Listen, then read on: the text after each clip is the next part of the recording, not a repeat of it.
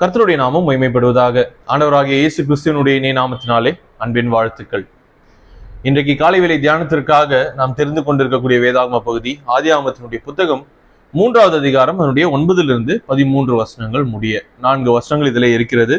நாம் தொடர்ச்சியாக இந்த ஆதியாகமத்தினுடைய புத்தகத்திலே இருந்து அநேக காரியங்களை நாம் கற்றுக்கொண்டு வருகிறோம். அந்த வகையில இன்றைக்கு இந்த 5 வசனங்களை வைத்து கர்த்தர் நம்மோடு கூட என்ன பேச சித்தமா இருக்கிறாரோ அதை நாம் தியானிக்கலாம். சரிங்களா? நான் இந்த வசனங்களை வாசிக்க போகிறதில்லை. நாம் எல்லாரும் அறிந்த சம்பவமாக இருக்கிறது. நீங்கள் தனிப்பட்ட நிலைமையிலே இதை நீங்கள் வீட்டிலே வாசித்து பார்த்துக் கொள்ளுங்கள். இந்த பகுதியிலே சொல்லப்பட்ட சம்பவத்தினுடைய பின்னணி என்னவென்று சொன்னால், ஆதாமும் ஏவாளும் சிருஷ்டிக்கப்படுகிறார்கள். கர்த்தர் செய்யக்கூடாது என்று விலக்கி வைத்த, சாப்பிடக்கூடாது என்று சொல்லி விலக்கி வைத்த பழத்தை பிசாசானவனால் சர்பத்தின் மூலமாக வஞ்சிக்கப்பட்டு அவர்கள் அந்த பழத்தை உட்கொள்ளுகிறார்கள். உட்கொண்ட பிறகு அவர்கள் கர்த்தருடைய சமூகத்துக்கு விலகி ஓடி அவரை விட்டு தங்களை மறைத்துக் கொள்ளுகிறார்கள். சரியா? அந்த இடத்துல கர்த்தருக்கும் மனிதனுக்கும் நடுவாக ஏற்படக்கூடிய அந்த சம்பாஷணை, அந்த conversation between God and man, சரிங்களா, இதுதான் இந்த இடத்துல அங்கே கொடுக்கப்பட்டிருக்கிறது. இதிலிருந்து நாம் தெரிந்து கொள்ளக்கூடிய 5 முக்கியமான காரியங்களை நான் உங்கள் முன்பாக வைக்க வேண்டும் என்று சொல்லி விரும்புகிறேன்.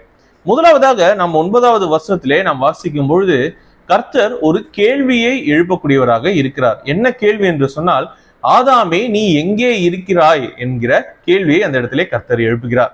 நாம் கர்த்தரை குறித்து வேதத்திலே வாசிக்கும் பொழுது அவர் சர்வ ஞானியாக இருக்கிறார், சர்வ வியாபியாக இருக்கிறார், சர்வ வல்லமை உள்ள தேவனாக இருக்கிறார், இல்லையா? அவர் எல்லாவற்றையும் அறிந்து வைத்திருக்கக்கூடிய தேவனாக இருக்கிறார் என்று சொல்லி நாம் கர்த்தரை குறித்து நாம் வாசிக்கிறோம். இப்படி எல்லாவற்றையும் அறிந்து வைத்திருக்கக்கூடிய தேவனுக்கு ஆதாமும் ஏவாளும் எங்கே இருக்கிறார்கள், அவர்களுடைய நிலைமை இப்பொழுது என்னவாக இருக்கிறது என்பதெல்லாம் தெரிந்திருக்காது அப்படின்னு சொல்லி நம்ம நினைக்கிறோமா? அப்படி இல்லை, இல்லையா? அப்போ கர்த்தருக்கு நன்றாக ஒரு காரியம் தெரியும். ஆதாம் இப்பொழுது எங்கே இருக்கிறான், அவனுடைய நிலைமை இப்பொழுது என்ன, அவன் என்ன சூழ்நிலை கூட கடந்து போய் நின்று கொண்டிருக்கிறான் என்பதை நன்றாக கர்த்தர் அறிந்து வைத்த பிறகு கேட்கக்கூடிய கேள்விதான் இது. என்ன கேட்கிறார்? ஆதாமே நீ எங்கே இருக்கிறாய் என்கிற இந்த கேள்வி. ஆதாமுடைய பாவம், இல்லையா, ஆதாமும் ஏவாளும் செய்த அந்த பாவத்தின் நிமித்தமாக அந்த இடத்துல ஒரு வார்த்தையானது சொல்லப்பட்டது. கர்த்தர் என்ன சொன்னார்? இந்த பழத்தை சாப்பிடும் நாளிலே நீங்கள் சாகவே சாவீர்கள் என்று சொல்லி கர்த்தர் சொன்னார். அதற்கு மாறாக பிசாசானவன் அவர்களை வஞ்சிக்கும் பொழுது, சர்பத்தின் மூலமாக வஞ்சிக்கும் பொழுது சொன்ன காரியம் என்ன? நீங்கள் சாகவே சாவதில்லை என்று சொல்லி சொல்லக்கூடியவனாக சர்பம் காணப்பட்டான், இல்லையா? அப்போ இவர்கள் இந்த 2 வார்த்தைக்கும் நடுவாக ஒரு விதமான முரண்பாடு இருக்கிறது, இல்லையா? கர்த்தர் சொன்ன வார்த்தை முழுக்க முழுக்க அது உண்மையாக இருக்கிறது, அதுல எந்த ஒரு சந்தேகமும் கிடையாது. இப்போ ஆதாமும் ஏவாளும் அந்த பழத்தை சாப்பிட்டு விட்டார்கள். அவர்களுடைய எண்ணத்திலே ஒரு காரியம் இருக்கும், நாம இன்றைக்கு மரித்து போய்விடுவோம் என்கிற அந்த எண்ணத்தோடு கூட அவர்கள் குழப்பத்தோடு கூட இருக்கக்கூடியவர்களாக இருக்கலாம். ஆனால் அந்த பழத்தை சாப்பிட்ட பிறகு எவ்வளவு நேரம் கழித்து கர்த்தர் அந்த இடத்திற்கு வந்தார் என்பதை அவர்கள் அறிந்திருக்க மாட்டார்கள். ஆனால் ஒரு காரியம், அவர்கள் அந்த பழத்தை சாப்பிட்ட அந்த நேரம் தொடங்கி கர்த்தர் தங்களை அழைத்து அவர்களோடு கூட இந்த சம்பாஷிக்கிற இந்த நேரம் வரைக்கும், ஆரம்பிக்கிற இந்த நேரம் வரைக்கும் அவர்கள் இன்னும் மரிக்கவில்லை என்பது ஆதாமுக்கு நன்றாக தெரியும். அப்போ ஆதாம் ஒரு காரியத்தை உணர்ந்திருப்பார். அது என்ன? முன்பாக எனக்கு இருந்த அந்த காரியங்கள் எல்லாம் இப்பொழுது எனக்குள்ளாக ஒரு மாற்றமானது நிகழ்ந்திருக்கிறது என்பதை ஆதாமும் ஏவாளும் அறிந்திருக்கிறதற்கான வாய்ப்புகள் அதிகமாக இந்த சூழலில் இருக்கிறது. அது என்ன? நாம் வேதத்திலே வாசிக்கும் பொழுது அவர்கள் இருவரும் நிர்வாணிகளாக இருந்தும் அவர்கள் வெட்கப்படாமல் இருந்தார்கள் என்று சொல்லி நாம் வேதத்திலே வாசிக்கிறோம். ஒருவருக்கு ஒருவர் எந்த ஒரு வெட்கமும் இல்லாதபடிக்கு அவர்கள் காணப்பட்டார்கள் என்று சொல்லி நாம் வேதத்திலே வாசிக்கிறோம். ஆனால் இப்பொழுது அவர்களுக்கு வெட்கம் வந்திருக்கிறது, இல்லையா? அவர்கள் இருவரும் ஒருவரை ஒருவர் பார்த்து வெட்கப்பட்டு மறைந்து கொள்ளக்கூடியவர்களாக காணப்படுகிறார்கள். அதற்கு முன்பாக அவர்கள் கர்த்தர் வரும்பொழுதெல்லாம் அவரை தேடி ஓடக்கூடியவர்களாக இருந்திருப்பார்கள். ஆனால் இந்த பாவம் அவர்களுடைய வாழ்க்கையிலே வந்த பிறகு அவர்கள் கர்த்தருடைய சமூகத்தை விட்டு விலகி ஓடுகிறார்கள் என்று சொல்லி நாம் வேதத்திலே வாசிக்கிறோம். அதற்கு முன்பாக அவர்கள் வாழ்க்கையிலே பயந்தது கிடையாது. ஆனால் இப்பொழுது அவர்களுக்கு ஒரு விதமான புது உணர்வு வருகிறது. அது என்ன? கர்த்தருடைய சத்தத்தை கேட்டு பயந்து ஒளிந்து கொள்ளக்கூடிய அனுபவத்திற்குள்ளாக ஆதாமும் ஏவாளும் கடந்து போகிறார்கள். அப்போ ஆதாமுக்கு ஒரு காரியம் தெரியும், நான் சாவேன் என்று சொல்லி கர்த்தர் எனக்கு சொல்லியிருந்தார், ஆனால் இன்னும் நான் உயிரோடு தான் இருக்கிறேன். ஆனால் எனக்குள்ளாக ஒரு விதமான மாற்றம் நிகழ்ந்திருக்கிறது. எனக்குள் ஏற்படாத எல்லா விதமான உணர்ச்சிகளும் ஏற்பட ஆரம்பிக்கிறது.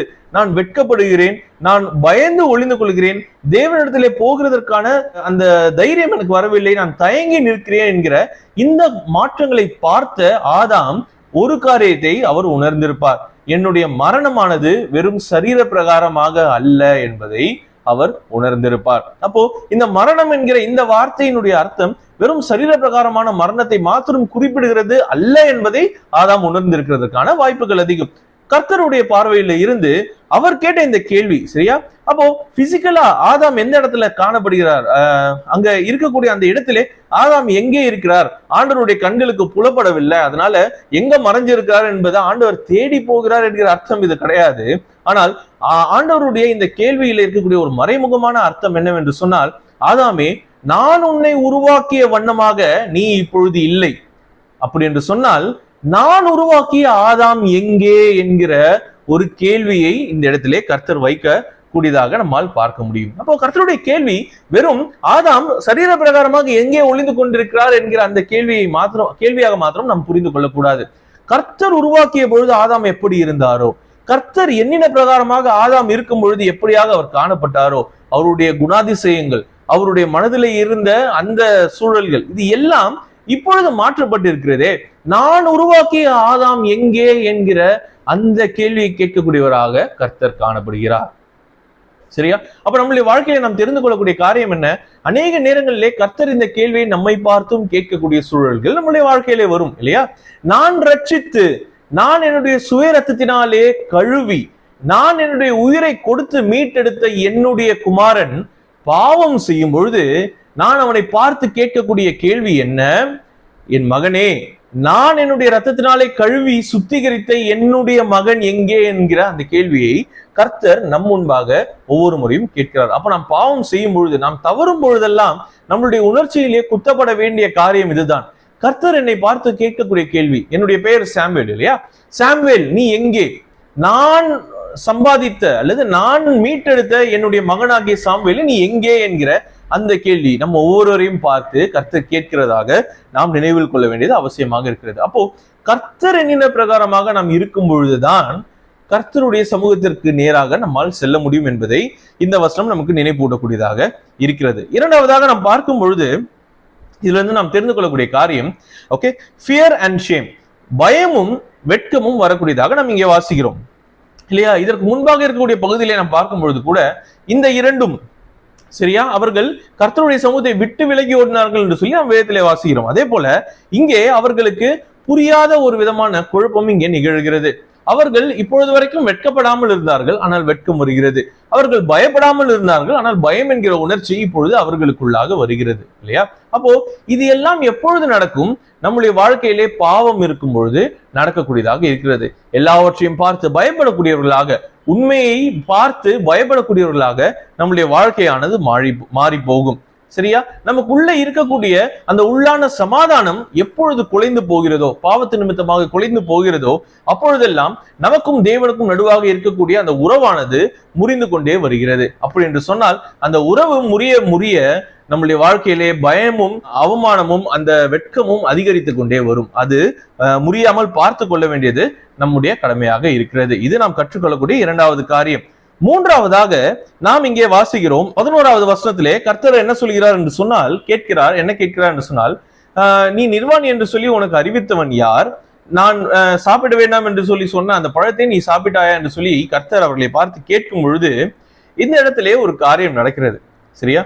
இப்போ நான் தான் ஆதாம்னு வைத்துக் கொள்வோமே, நான் என்ன செய்கிறேன்? போய் ஆண்டவர் வேண்டாம் என்று சொன்ன அந்த பழத்தை நான் சாப்பிடுறேன். ஆண்டவர் என்னை பார்த்து கேட்கிறார், நீ நிர்வாணியா இருக்கிறேன் என்பதை நீ உணர்ந்து கொண்டே நான் வேண்டாம் என்று சொன்ன அந்த பழத்தை நீ சாப்பிட்டியா அப்படின்னு கேட்கும் பொழுது நான் என்ன சொல்லி இருக்க வேண்டும்? ஆமா ஆண்டவரே, நான் சாப்பிட்டுட்டேன், உங்களுடைய பேச்சை கேட்காம போயிட்டேன் அப்படின்னு நான் சொல்லியிருக்கணும் இல்லையா? ஆனால் இந்த இடத்துல ஆதாம் சொல்லக்கூடிய வார்த்தை எல்லாவற்றையும் நம்ம கவனிக்கணும். சரியா? ஆதாம் நேரடியாக அவர் பதிலை சொல்லாதபடிக்கு இந்த இடத்திலே மறைமுகமாக ஒரு சில காரியங்களை சொல்லக்கூடியவராக இந்த இடத்திலே ஆதாம் காணப்படுகிறார். நம்ம அந்த வசனத்தை வாசிக்கலாம். 12வது வசனத்திலே இப்படியாக ஆதாம் துவங்குகிறார். சரியா? என்னுடனே இருக்கும்படி தேவரீர் தந்த ஸ்திரீயானவள், சரியா, என்னுடனே இருக்கும்படி தேவரீர் தந்த ஸ்திரீயானவள் அவ்விருட்சத்தின் கனியை எனக்கு கொடுத்தாள், நான் புசித்தேன் என்றான் என்று சொல்லி இங்கே ஆதாம் சொல்கிறதா நம்ம வாசிக்கிறோம். அதனுடைய அர்த்தம் என்ன? ஆதாம் நேரடியாக தன்னுடைய பாவத்தை உணர்ந்து அல்லது ஒற்றுக்கொள்ளக்கூடிய அந்த குணாதிசயம் ஆதாம் இடத்திலே இப்பொழுது காணப்படவில்லை. ஆதாம் என்ன சொல்கிறார்? நேரடியாக கர்த்தரை முதலாவதாக குற்றம் பிடிக்கிறார். அதாவது குற்றம் பிடிக்கிறார் என்று சொன்னா கர்த்தரை குற்றப்படுத்துகிறார் என்று சொல்லி அர்த்தம் அல்ல. ஆனால் கர்த்தரை கொண்டு வந்து அவர் செய்த பாவத்திற்கு முன்னாக நிறுத்துகிறார். ஆண்டவரே, நான் ஒழுங்காதான் இருந்து இருப்பேன், ஆனா என் கூட இருந்த இந்த ஸ்திரீ தான் இந்த பாவத்திற்குள்ளாக என்ன கொண்டு வந்து விட்டாள். அந்த ஸ்திரீ யாரு? நீங்க தான் எனக்கு கொடுத்தீங்க என்று சொல்லி கர்த்தரிடத்திலேயே அந்த காரியத்தை திருப்பி விடக்கூடியவராக இந்த இடத்திலே ஆதாம் காணப்படுகிறார். நாம் ஒரு காரியத்தை முதலாவதாக புரிந்து கொள்ள வேண்டும். நாம் எப்பொழுதெல்லாம் பாவம் செய்கிறோமோ அல்லது பாவத்திலிருந்து கர்த்தர் நம்மை மீட்டெடுக்கிறார் என்று சொன்னால் முதலாவது மனம் திரும்புதல் அவசியம், அதுல எந்த சந்தேகமும் கிடையாது. ஆனால் நான் பாவி என்பதை முதலாவதாக நான் ஒற்றுக்கொள்ள வேண்டும், உணர வேண்டும். அந்த உணர்தலும் அந்த ஒற்றுக்கொள்ளுதலும் இல்லாதபடிக்கு நான் மனம் திரும்புவது என்பது அது இயலாத காரியம் இல்லையா? நான் பாவி என்பதை உணர்ந்தால்தான் நான் பாவத்திலிருந்து மனம் திரும்ப வேண்டும், பாவ வழியிலிருந்து நான் மனம் திரும்ப வேண்டும் என்கிற எண்ணமே எனக்கு வரும். அப்போ ஒற்றுக்கொள்ள வேண்டியது மிகவும் அவசியமான ஒரு விஷயமாக இருக்கிறது. நாம கெட்டகுமாரனுடைய சம்பவத்துல நாம் வாசிக்கும் பொழுது இப்படியாக அது சொல்லப்பட்டிருக்கும். தகப்பனே, உமக்கு விரோதமாகவும் பரத்துக்கு விரோதமாகவும் நான் பாவம் செய்தேன், நான் பாவம் செஞ்சிட்டேன். அதற்கு பிறகுதான் அவருடைய மற்ற அறிக்கை எல்லாமே வருகிறது இல்லையா? அப்போ நான் பாவம் செய்தேன், நான் பாவிதான் என்பதை நாம் ஒற்றுக்கொள்ள வேண்டியது முதலாவது காரியமாக இருக்கிறது. அதை இந்த இடத்திலே ஆதாம் செய்யவில்லை என்று சொல்லி நாம் இங்க வாசிக்கிறோம். ஆதாம் ஸ்திரீயை அவன் குற்றம் சொல்லக்கூடியவனாக இருந்தான். அதே நேரத்திலே ஸ்திரீ யார் என்பதையும் அந்த இடத்துல சேர்த்து ஒரு வார்த்தை போடக்கூடியவராக அந்த இடத்திலே ஆதாம் காணப்படுகிறார். ஸ்திரீயை குறித்து வாசிக்கும் போதும் நமக்கு அதே தான் ஆக்சுவலா இருக்கும் இல்லையா?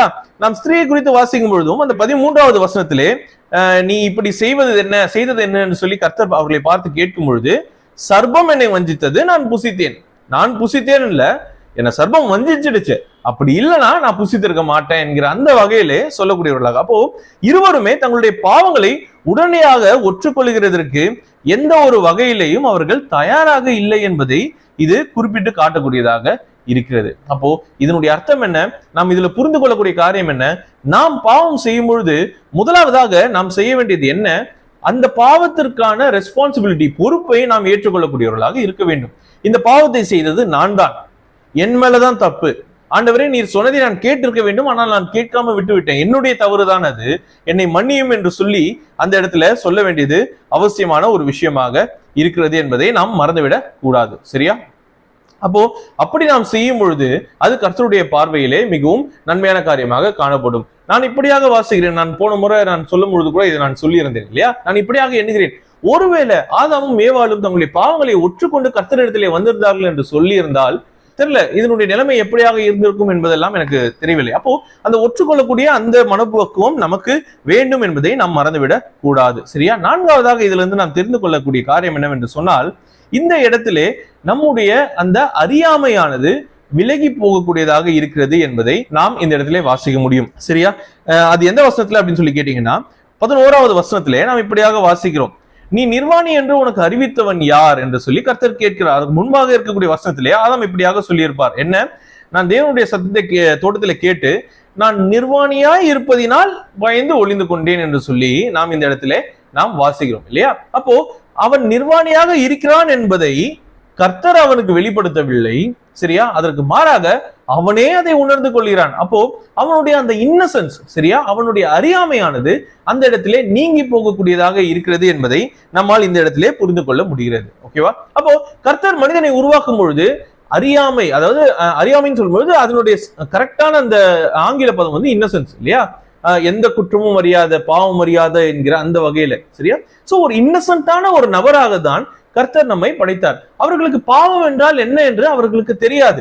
பாவத்தை குறித்து தான அறிவு இல்லாதவர்களாக மனிதன் கர்த்தருடைய கரங்களினாலே படைக்கப்பட்டான். அப்படிப்பட்ட அந்த அறியாமையை மனிதன் இழந்தவனாக காணப்படுகிறான். எப்பொழுது என்று சொன்னால் அவன் பாவம் செய்த பொழுது. அப்போ கர்த்தர் கொடுத்த அந்த பரிசுத்தம், கர்த்தர் மனிதனுக்காக கொடுத்திருந்த அந்த பியூரிட்டி இல்லையா, அந்த சுத்தம் இல்லையா, அது அவனை விட்டு நீங்கி போகக்கூடியதாக இருக்கிறது என்பதை நாம் இந்த வசனத்திலிருந்து புரிந்து கொள்ளலாம். அப்போ நாம் எப்பொழுதெல்லாம் பாவம் செய்கிறோமோ அப்பொழுது நம்முடைய அறியாமையானது அங்கே நீங்கி போகிறது. கர்த்தர் நம்மை மறுபடியுமாக அவருடைய ரத்தத்தினாலே கழுவினார் என்று சொன்னால் மறுபடியுமாக நம்மை அறியாமை உள்ளவர்களாக மாற்றுகிறார் என்று சொல்லி அர்த்தம். பாவத்திற்கு விலகி ஓடக்கூடியவர்களாக, பாவத்திற்கு நேராக போகாதபடிக்கு, பாவம் என்ன என்பதை அறியாதவர்களாக நாம் வாழ வேண்டும் என்பது கர்த்தருடைய சித்தமாக இருக்கிறது என்பதை நாம் மறந்துவிட வேண்டாம். சரியா? அப்போ நம்முடைய வாழ்க்கையிலே நாம் பாவம் செய்கிறோம் என்று சொன்னால் நாம் மனதில் வைக்க வேண்டிய காரியம் என்னவென்று சொன்னால், நாம் தேவன் நமக்கு கொடுத்த அந்த பரிசுத்தத்தை அல்லது சுத்தத்தை விட்டு விலகி ஓடுகிறோம் என்று சொல்லி அர்த்தம். அதை நாம் செய்யக்கூடாது என்பதையும் இந்த வசனமானது நமக்கு நினைவு கூட்டக்கூடியதாக இருக்கிறது. கடைசியாக நாம் இந்த பகுதியிலிருந்து நாம் தெரிந்து கொள்ளக்கூடிய காரியம் என்னவென்று சொன்னால், தேவன் இவ்வளவு நேரமாக மிகவும் ஒரு அமைதியான ஒரு கான்வர்சேஷனை இந்த இடத்துல ஏற்படுத்தக்கூடியவராக இருக்கிறார்.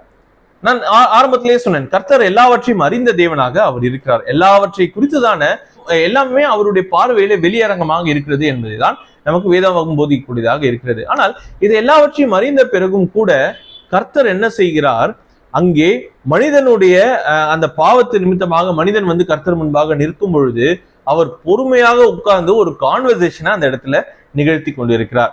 என்ன ஆச்சு, ஏதாச்சு, எதனால ஆச்சு என்பதை பொறுமையாக கேட்கக்கூடியவராக கர்த்தர் அந்த இடத்திலே காணப்படுகிறார். இதனுடைய மறைமுகமான விஷயம் என்னவென்று சொன்னால், கர்த்தர் மனிதனை உடனடியாக அவனுடைய பாவத்து நிமித்தம் தண்டிக்க வேண்டும் என்று சொன்னால் தண்டித்திருக்கலாம் இல்லையா? கர்த்தருக்கு தெரியும். ஆண்டவர் அந்த தோட்டத்திற்குள்ள வரும்பொழுதே அவர், ஆதாமே நான் என்ன சொன்ன, நீ என்ன பண்ணி வச்சிருக்க, அங்கதான் நீ ஒழிஞ்சிட்டு இருக்கன்னு எனக்கு தெரியும், நீ இங்க கிளம்பி வா அப்படின்னு சொல்லி உடனடியாக அவனுக்கு சாபத்தையோ அல்லது ஏதோ ஒரு பனிஷ்மெண்ட், ஏதோ ஒரு தண்டனையோ கொடுத்திருக்க கூடும். ஆனால் கர்த்தர் அதை செய்யவில்லை. அவர் மனிதன் பாவம் செய்தான் என்பதை அறிந்த பிறகும் அவன் மீது உடனடியாக அந்த ஆக்கினையை கொண்டு வராதபடிக்கு நீடிய பொறுமை உள்ளவராக கர்த்தர் காணப்பட்டார்.